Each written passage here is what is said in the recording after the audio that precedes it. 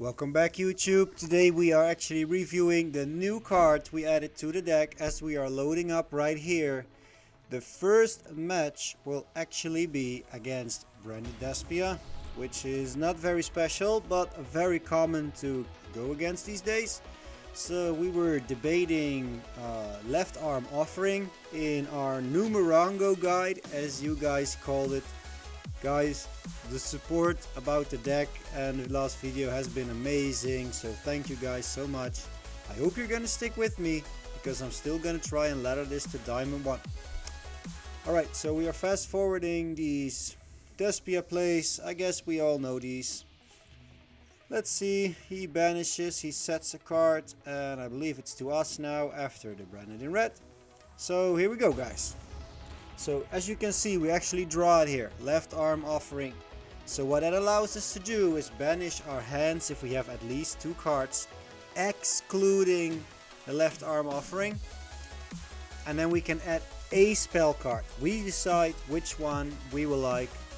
In this case, we have numbers available, so we are going to try and grab the sales ban.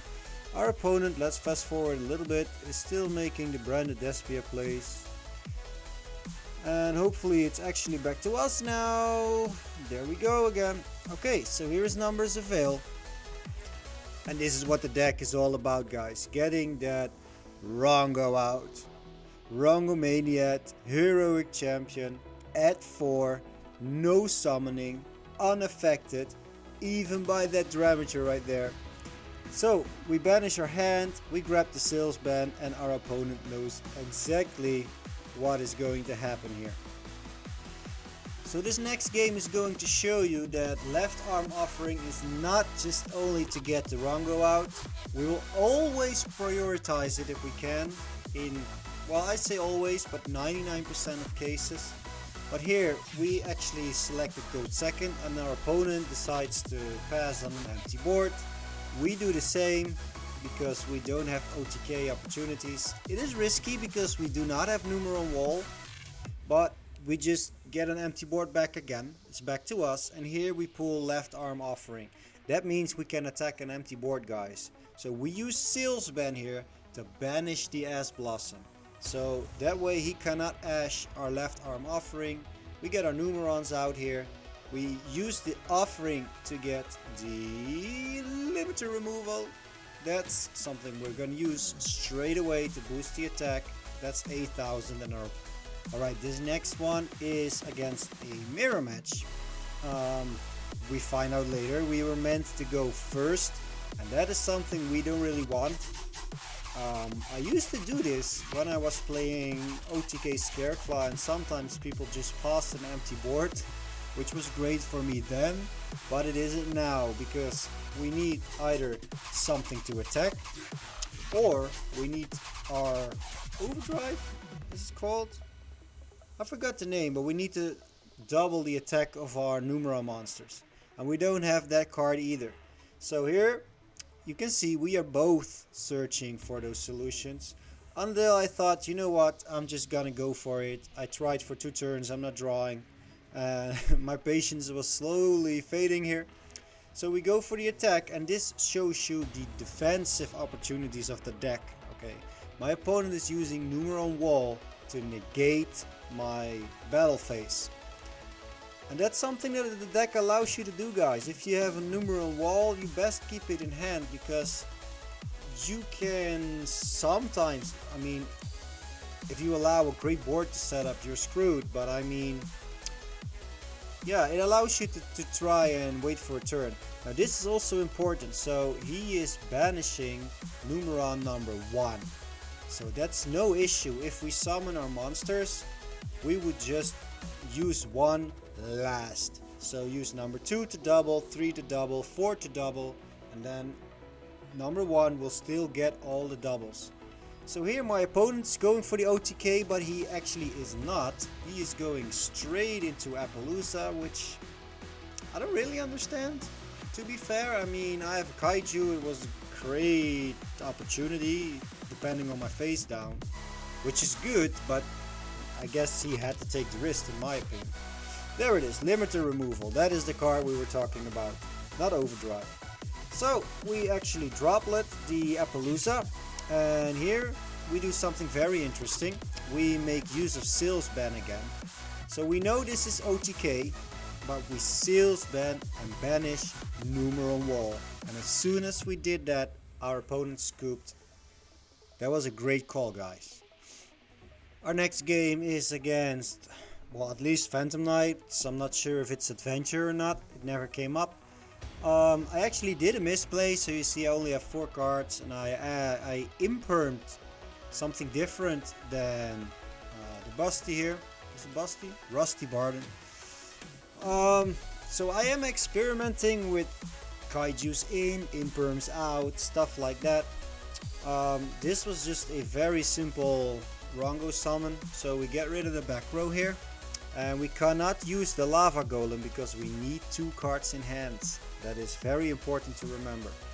Now here, after using the Sales Ban, we got Numbers of Veil, and Rhongo is coming out. And I will just fast forward because mostly, and I say 99% of the time, this is a scoop.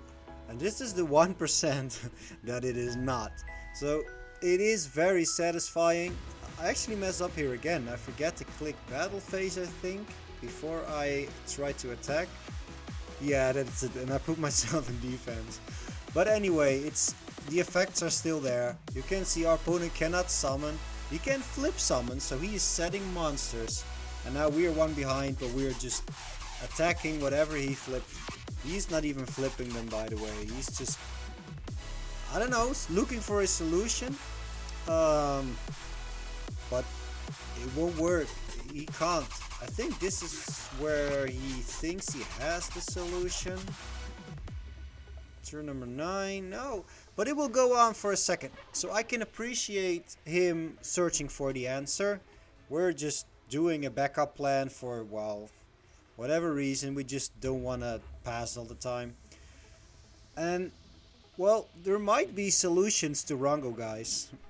They are not familiar to me, so if you know how to beat me when this is on the field, actually happy to know. You can't kaiju it off because you can't summon. So, and it's unaffected by everything, so you are in trouble. There it is. He probably thought that Albaz could fuse, but he couldn't.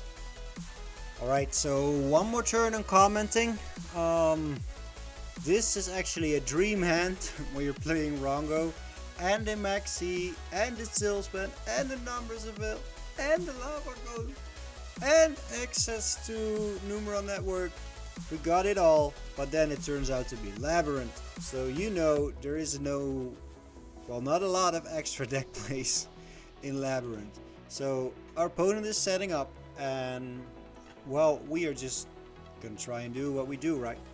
So here is 2 face downs, and I am thinking to myself, okay, I'm gonna try and just go for damage, but he might have Dimension Barrier. Should I Sales Ban that? And I did not, and then he just had it. So I wish I did. I did not, and it's easy to say on hindsight, like, oh, I knew he had. I didn't know for sure, and I should have tried. And now I have a dead Sales Ban in my hand. For now. But there's some shenanigans later.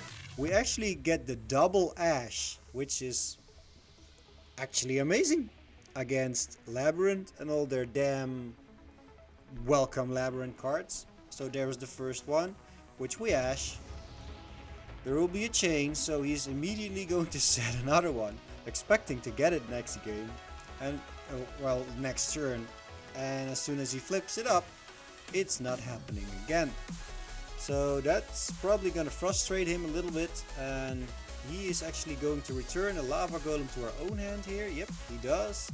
Then he makes a little bit of a misplay and something we were really hoping for. So is this the turn where he does it? I think this is the turn. He actually, are you doing it here? Yes, he does. So he opts to go into the extra deck just to pop our field spell, and that is what we were waiting for with our Numbers of Veil Sales Ban cards in hands. But it's not over yet. I'm not gonna spoil it, but it isn't over yet. Well, I guess I spoiled it. But anyway, so here, this is where you're thinking, okay, that's all good. My Rhongo is coming out, so I'm good here. No problem. Okay, he can destroy a card in my hand, but it's 1 on 3. I got this. What is gonna be the odds, right? Well, of course. Bang. Could never have been another card, could it? But still, Rhongo, when he is not on our sales band, is still pretty good because it allows us 1 turn where he cannot summon. So he has to set a card, no effects there. And now we go into our next draw phase and we draw a droplet. So we can do Numeron Network because we can use droplet to remove our own Rhongo.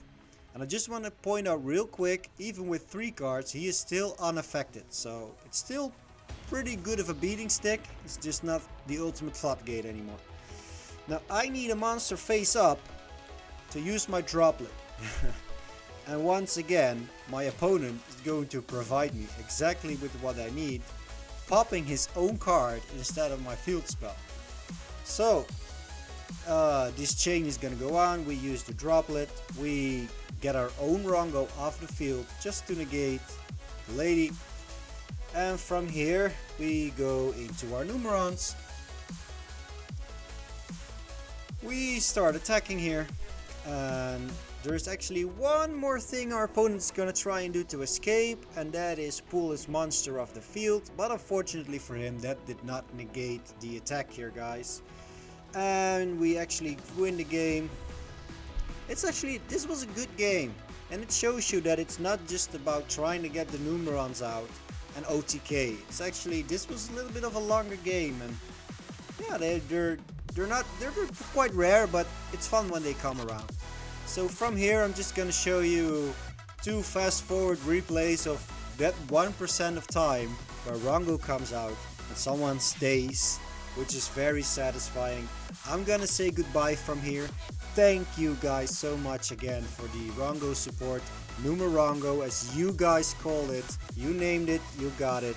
Hopefully you'll see you next time. I will be live on Sunday, and well, take care, guys.